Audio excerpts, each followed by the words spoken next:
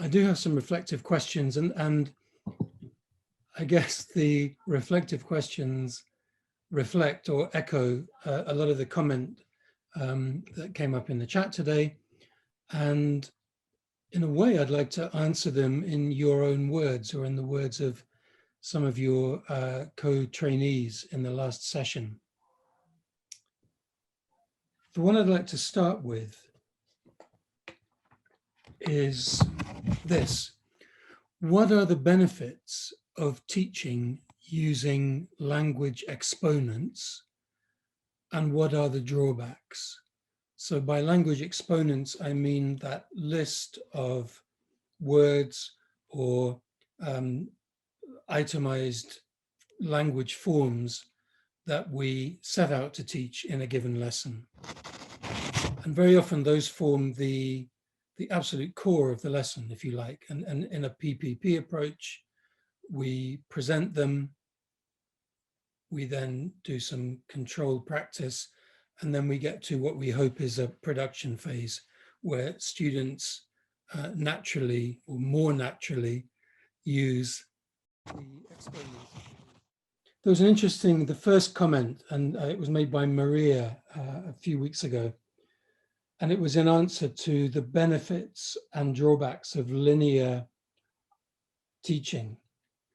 A benefit of linear teaching, in Maria's words, were that she would say the input is planned beforehand from beginning to end, and the teacher has sole control of what is being learnt in the classroom.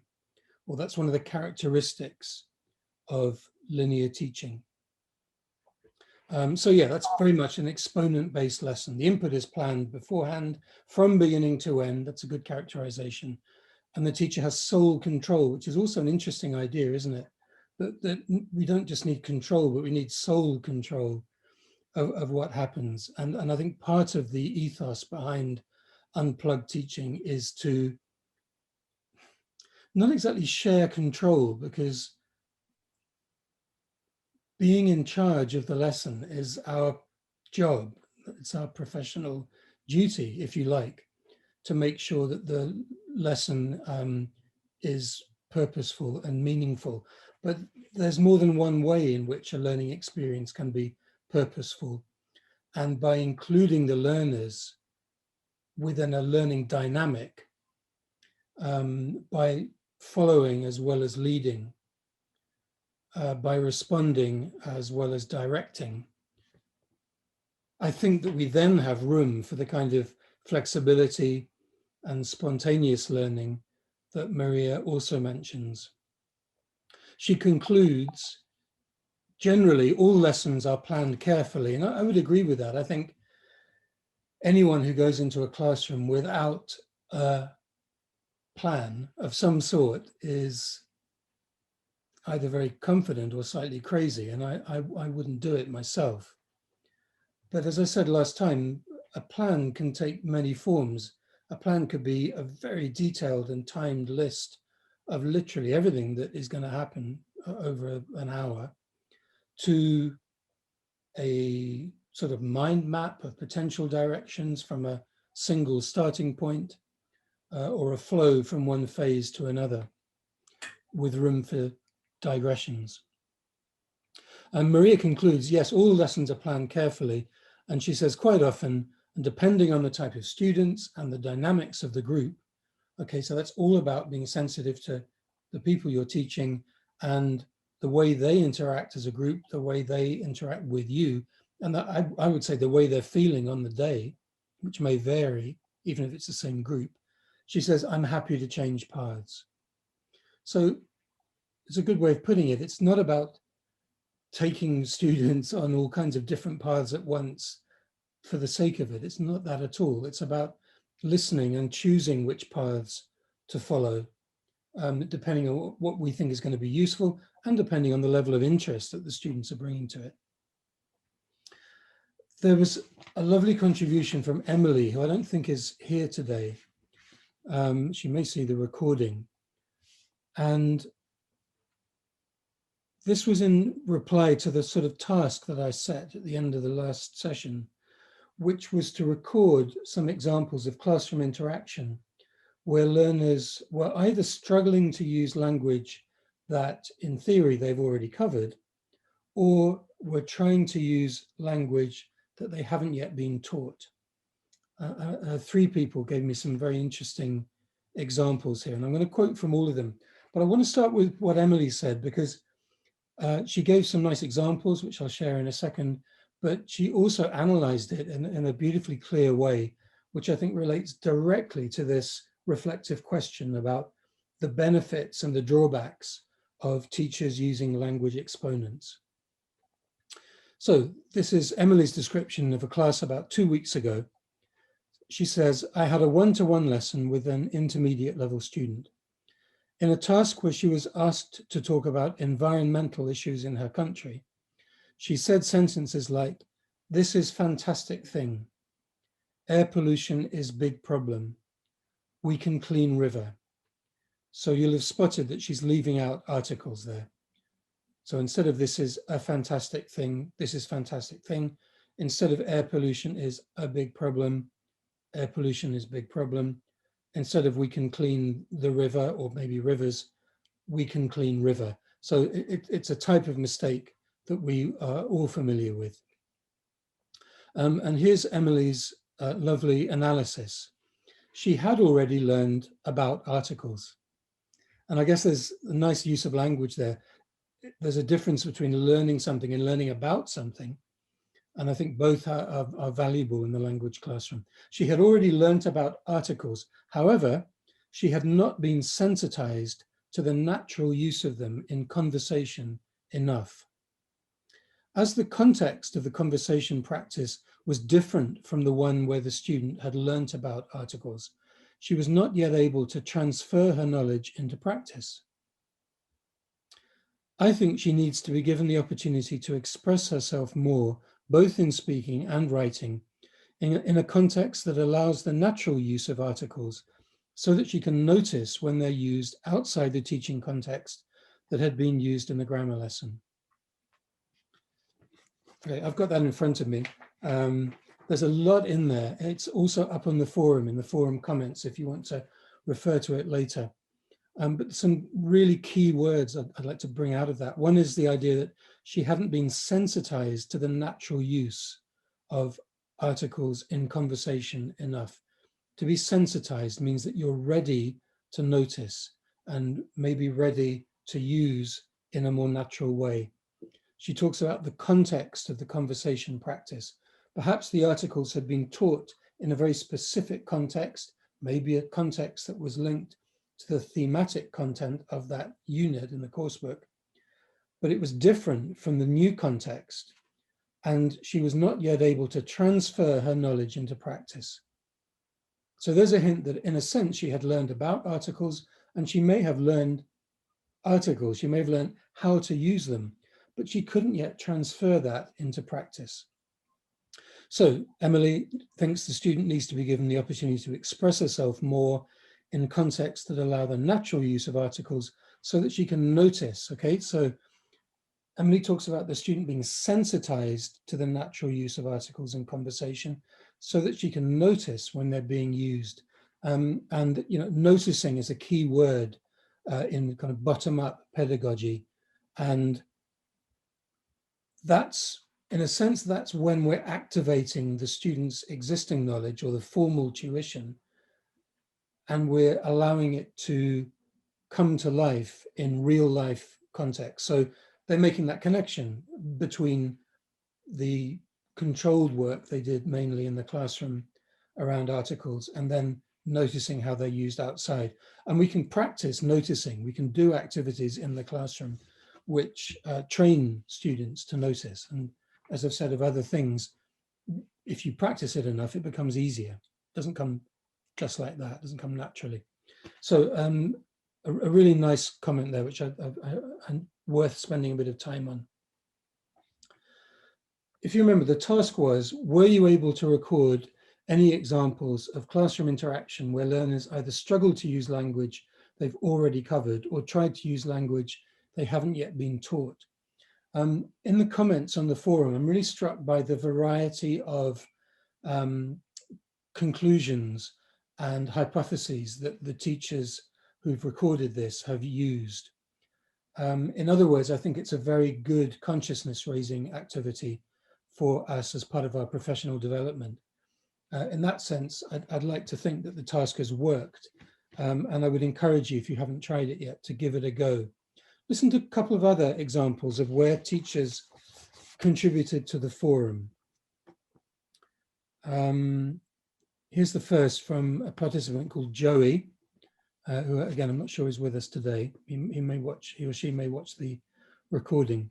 Recently, one of my teenage B1 students said, if you, quote, will buy it now, you will get a free leather wallet. Sorry, I've misunderstood the punctuation.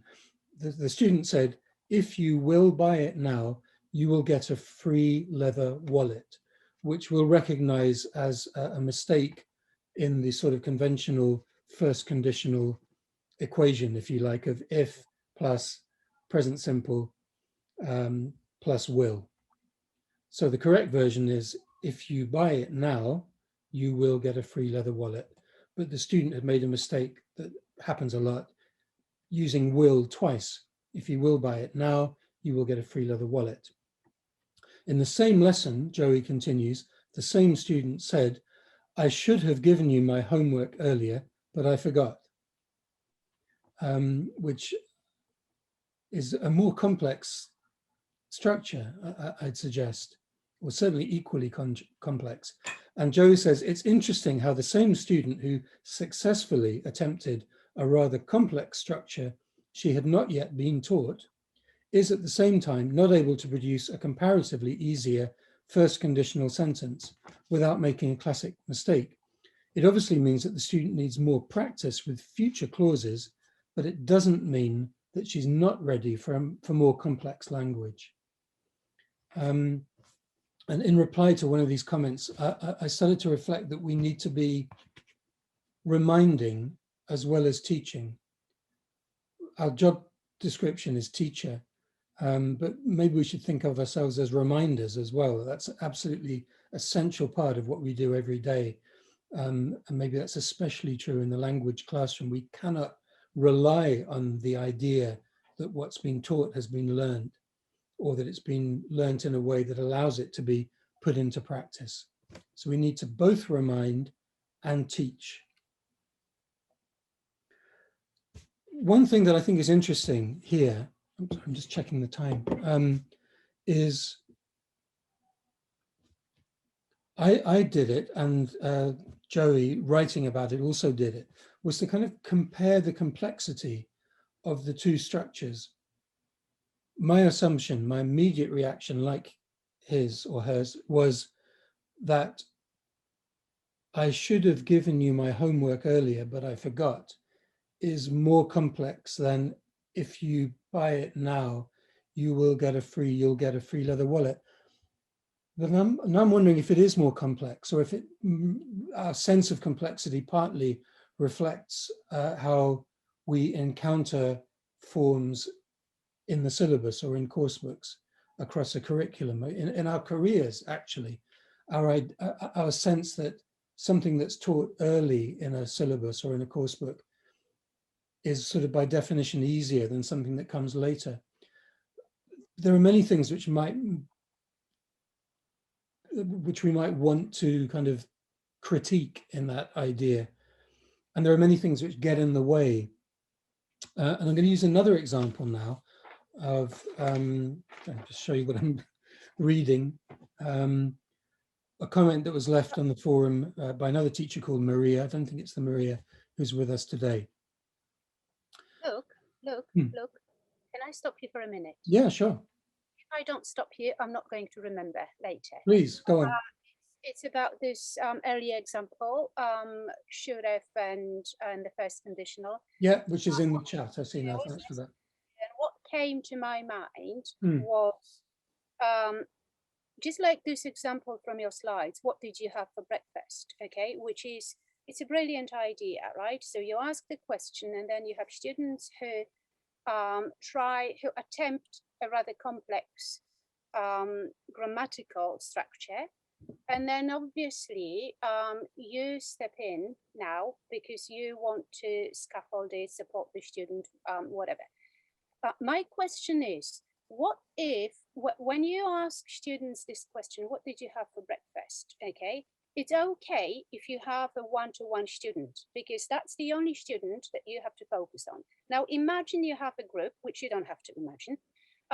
So you have a group of students, you ask this question, and then you get different answers. You get a student who gives you, you have a student who gives you an answer, a beautiful answer with a beautiful, complex grammar structure that needs to be corrected.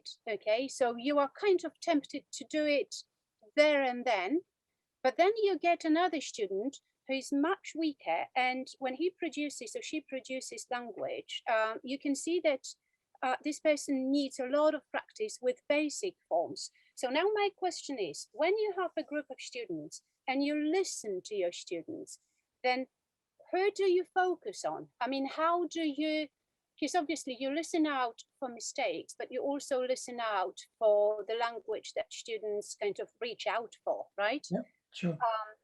Because it's not linear, right? So so now, do you actually hold on to this beautiful grammar structure, and now you teach this to the whole class, knowing that the rest of the class may not be ready for this? Or do you actually focus on the weaker student and you address this grammar point at the expense of the stronger student? So the problem is that when it's one-to-one, it's easy because you are just with it. You are with the student. You lead by following. But what happens when you have a group course? Okay, one way to gain a little bit more control and to give a bit more control to the learners is to get them to write down an answer in the first place before they start speaking. So that allows them to organize their thoughts. And it also gives you and them a record of their initial attempt, if you like. So that gives you something to come back to. It gives you the chance to make individual corrections, if you like, or individual comments on their first written answer to that question. So you can, for example, you could say, I want you to think about what you had for breakfast. I want you to make a note of it, write it down, make a sentence. And then I want you to get into pairs or groups and start talking about it. And that, or you might say, sorry, I'm running ahead of myself. Start again. You've asked them to think about what they had for breakfast, and you give everyone the chance individually to write down an answer. And you then look at those answers, assuming it's not an enormous class. You get a chance to quickly look at those answers, maybe make a note, review it with the student. You can have them come up to the desk and then go back to their chair, or you can go to them and you can give everyone a chance to just think about, a couple of things in terms of what they've written. So that's half of my answer, is to think of ways that kind of capture those individual attempts, I'm calling them, individual answers, so that you do have a chance to address both, if you like, weaknesses with a more basic form or something that's already been taught, and attempts at more complex language. The second answer to your question, which is more related to, I guess, the idea of following and of with-itness, is I would start with whatever feels most relevant to most of the students. So there you're making a sort of judgment on the spot. If you feel that the most useful thing for most of the students immediately is going to be a quick reminder, that idea of reminding and teaching, of a particular verb form that a lot of them are slightly misusing, then I would do that. If most people are getting that right, but trying to do other things, then I would focus on that. But always, I guess the piece of paper that they've written their answer on is your way of getting back to the individuals. See, I think this is the reason why perhaps some teachers feel that there is an issue with teaching Unplugged. because of this problem of different needs. Yeah. Again, I mean, it's easy when you have one student or say a group of 3, but when you actually have a class, it is a real problem because deciding on what you want to focus on is quite difficult. And that's why course books and the syllabus is very kind of helpful, because the assumption is that students should already be familiar with it. So you don't have to make any decisions, right, about what language to address, because it's already laid out for you very nicely. So, you know, I often think that perhaps this is the main issue that people may take with dogma. This level of kind of independence, not even independence, but the, is it experience? Or what is it that, you know, the moment you have to decide what to focus on? Yeah, right? I think it's a great question. I think it's a mix of expectations in terms of what we train teachers to do and what teachers expect to be asked to do when it comes, for example, to making on-the-spot decisions or thinking on their feet, and experience. I think the two go together. I think if we could encourage our teachers, if we're in a training or managerial role, to see thinking on their feet as natural and as an integral part of being a teacher, then that would help. Without trying it out, without putting themselves in that position where they are thinking on their feet and making a decision, then their experience is going to come slowly. One thing I would say is that the sort of issue that you were asking about, which is of essentially different levels within the same classroom, it doesn't go away with the coursebook. It's kind of masked by the coursebook. And it might make it less apparent when people are slipping back, as I've suggested, and finding it hard to use things they've already been taught because they're constantly being moved on to the next block of language. But that problem in itself is still there. And so by I suppose in a way, by exposing the different levels of what's the word, of kind of learning completion in the, say again? Attainment? Yeah, different levels of attainment. We are also exposing ourselves to the need to then respond to the real needs that we're seeing in front of us. I mean, again, I think it's, you know, my feeling is that that linear and non-linear teaching approaches can be blended. In fact, I think they should be blended. So you know, it's not as if we're locking the syllabus or the course book in a cupboard and trying to be free just because we think it's a good idea. It's about creating more space and more freedom for spontaneity. Yeah, I was about to, when I was listening to your presentation again, and you mentioned this blended space, I even made a note of it. I'm going to be cheeky now, okay, and I'll challenge you. You can say if you don't like the question, but the question is, are you talking about this blended space now so explicitly because you've come to this realization that maybe teaching Unplugged as a methodology for a full-blown lesson may not necessarily be that successful?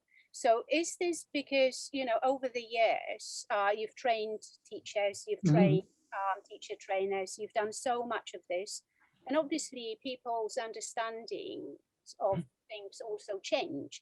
So I wonder if you are not perhaps now allowing more space for this blended space, more than at the beginning of teaching Unplugged of dogma, because I feel like you know, the dogma moments, the, you know, combining the two types of syllabus, you know, linear, non-linear.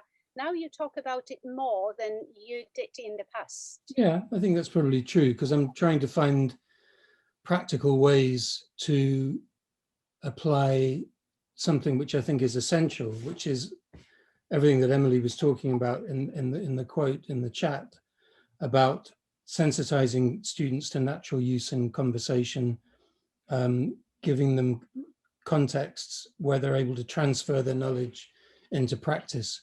None of this comes from a kind of purist or theoretical position. It all comes, in my case, speaking personally, from being in the classroom for years, teaching in a very linear way, and then just starting to experiment before I'd, before dogma became a thing. And in talking about a blended approach, I'm taking account of different, I'm taking account of two things, I guess. I'm taking account of something that is almost a universal, which is a need to follow a course book, which reflects a syllabus, which is part of a national curriculum, which is tied in with exams. Yeah, so the more that I trained in different countries, the more I realized that that is kind of a universal need. And in saying that, I'm not endorsing it, I'm merely observing it.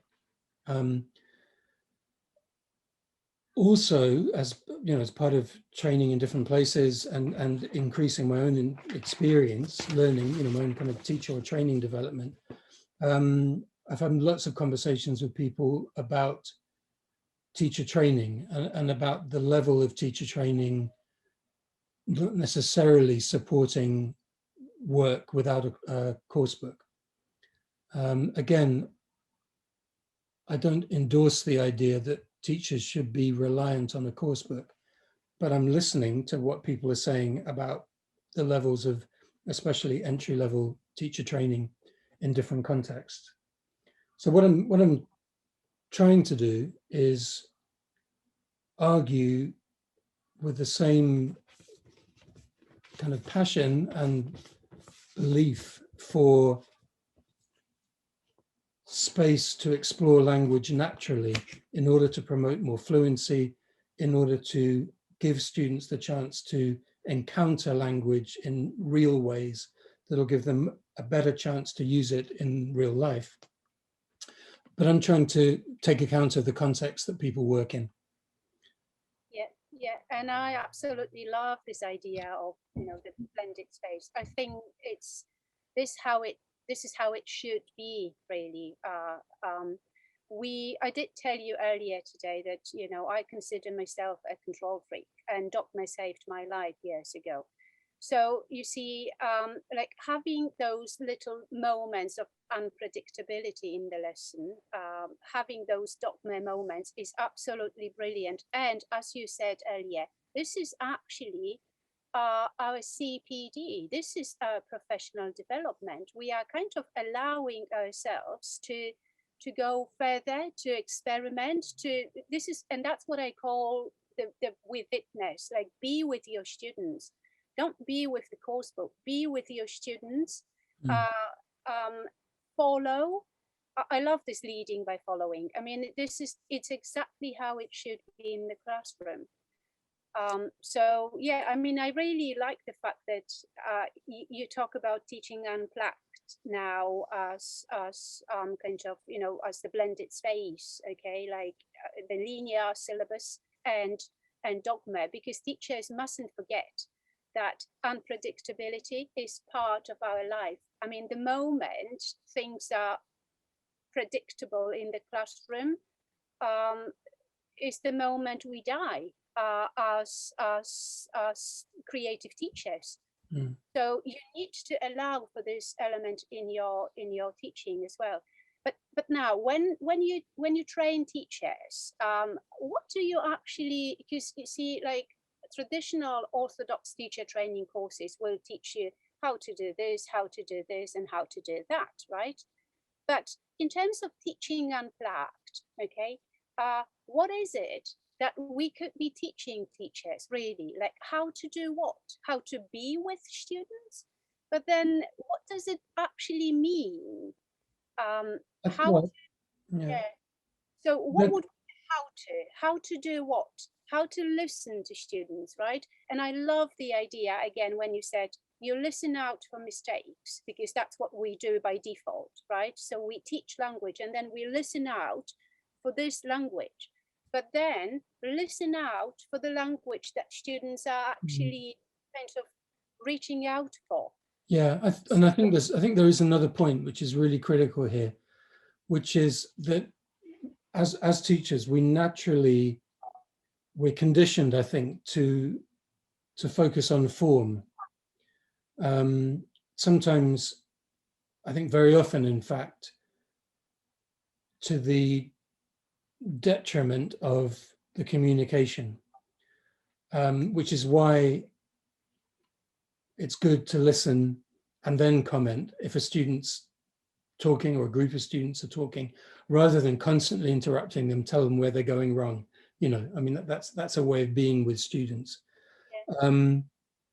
There's that classic example, which we've all experienced at one point or another, and we will all re-experience because of the way we're conditioned, and because actually we're trying to do a good job, which is to focus too much on form and not enough on communication, on meaning, which is why, the classic example I've heard given, and which I've experienced myself, is when a student says something like, my grandmother fell sick yesterday. And we say, good, that's great, because they've used fell in the correct form. And we're not listening to what they said about their grandmother being ill. Yeah. I mean, Hetty made a very good point in the chat box that unpredictability makes learning more memorable. I mean, this is the whole point again. I mean, a classroom where students just open the course book and they know exactly what is going to happen is absolutely awful. And after 3-4 units, students know exactly what is going to happen the next week, because they know that the unit is introduced like this, and then this is what happened, and then this is what happened, and then we are assessed. So it's this predictability that's so off-putting for so many students. So Dogma is beautiful. Well, I agree about predictability. Another analogy, I know I'm crazy about analogies, is I remember I was leaving a training session somewhere once by airplane in those days when we flew more. And I realized how little I remembered of being in airports. And then I started wondering why I remember so little about being in airports. And I think it's because the experience is always the same. It's an extremely predictable, frictionless experience, which is designed to be as unsurprising, as unmemorable as possible, because what you're trying to do is get people through a potentially stressful experience onto an airplane without getting too nervous, and hopefully get them to buy some stuff all along the way. And it occurred to me that units in course books end up a bit like airports, that it's the same design every time. Comparing one course book to another, certainly the units within a course book, it's the kind of mechanics of the course book. It's how they're written, it's how they're edited, it's how they're marketed. I mean, my feeling here when it comes to a blended approach is that it should be 50-50. Simple as that. So dogma moments aren't enough. We need to learn how to navigate actual extended spontaneous interaction. And that's my honest feeling right now. If there was a government of education and I could negotiate with him, I'd say 50-50 or nothing.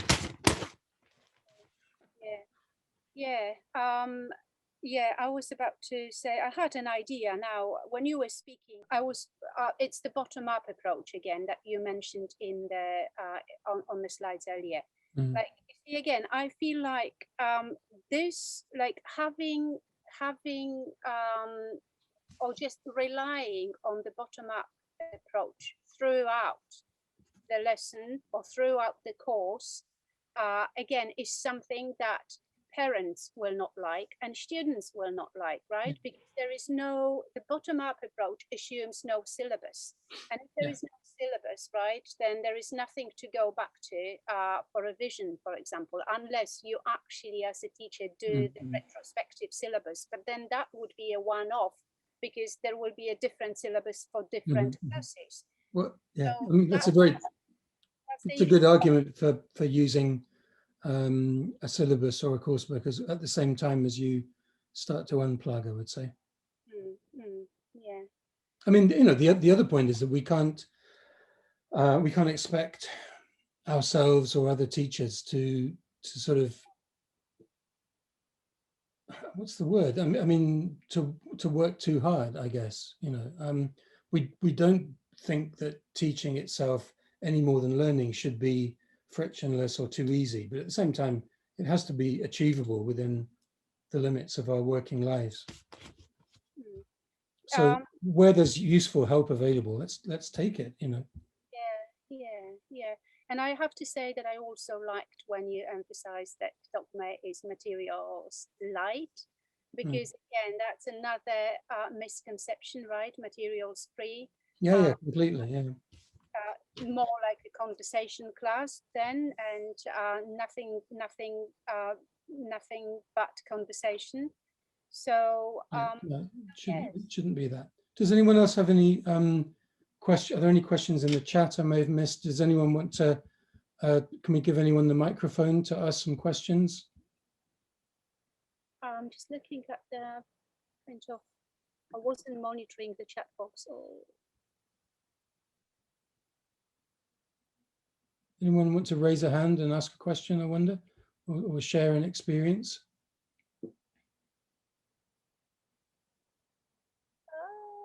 Maria?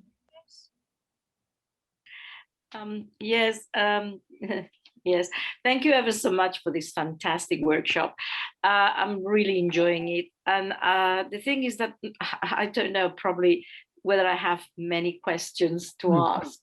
But this idea of combining both, you know, the linear, I personally think that it's, to me, I, as a teacher, I need it. I needed to see the progress, because in my opinion, you know, this is a very personal opinion, I find that linear teaching bores me to death. It's my feeling. And I do need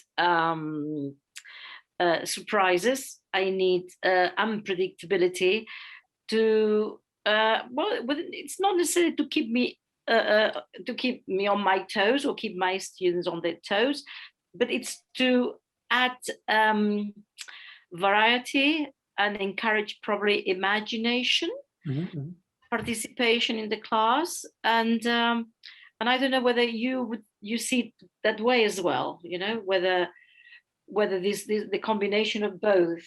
You know, I mean, I think it's necessary. Also for the enjoyment of learning a language. I mean, correct me if I'm just getting sidetracked. No, I really, thanks for that, Maria. I'm glad you're enjoying it. No, I agree with you. I think I think enjoyment. You know, we talk a lot, or we hear a lot. Let's say if we you know, do workshops or go to a teaching conference, maybe, about motivation. It's one of the favorite kind of themes of speakers at conferences. And one of the things that I love about time which is unplugged in the classroom is that it's inherently motivating. You know, you might think that talking about what you had for breakfast is sort of dull and not very, not like a big theme, but it's big to us because it's our lives. And so rather than only reading about other people doing stuff and only seeing language exemplified in texts or dialogues involving other people, let's make our own texts and create our own dialogues and be really involved in it as teachers and students. So yeah, I think the level of enjoyment, the level of motivation, level of creativity is essential. Creativity is another buzzword at conferences. But if we're getting students to generate their own texts more, that's being creative. And the other thing I would say is that as language teachers, I mean, I said this, I think, in the recording, we're dealing with something which is by definition unpredictable. I mean, if we think, you know, I think there are, I'm sure, analogies with teaching unplugged or kind of listening teaching in other subjects. But if we think about, I don't know, let's say you're teaching history and you're teaching the life of, in this country, King Henry VIII, yeah? You could teach a class about Henry VIII, and then the facts about Henry VIII are not different when you leave the classroom. And we might be exposed to different interpretations, but things don't change. We're not suddenly confronted with contexts in which Henry VIII married 9 unfortunate women instead of 6, or was born and died on different dates. I'm not a fan of Henry VIII. I think he was a terrible, toxic male and a tyrant. But in the language classroom, we do literally find that the context that we teach within, the context that we use to introduce language and then practice it in controlled ways, are completely different to the ones that the students will encounter outside. Sometimes the structures themselves also vary more outside the classroom than they do inside. This can happen in 2 ways. Students might find that they are using English with native speakers or very fluent users who use language a bit less accurately than they might be expecting based on a course book. Or they find that they're speaking English with less fluent speakers from around the world in contexts where everybody's first language is different. And so the communication again becomes paramount, and the structures that are used vary a bit more. So that was a long answer, Maria. Yeah, thank you. It's just that I mean, I just wanted to describe very quickly, Yes. explain a scenario with when you explained, you know, the scenario about the breakfast and the questions with our students. We always have the problem that they don't like the food they are given. And I mean, what we do is just like, okay, we just, they come in with the lunch boxes. Mm-hmm. And one of the things we have to do, because I think perhaps I mentioned that, or I explained that scenario before, we have to find out what they like, what they don't like. And then they bring their lunch boxes, they put them on the desk, and then they open the lunch box and they start getting what they have for lunch, and they showing what they have to the other students and what have you got there. And then that just brings out I mean, a source of not a source, a kind of very active sort of exchange between the students, because food is something very, very important, especially for the Italians, Spanish children, French children, yeah. And to the Germans as well.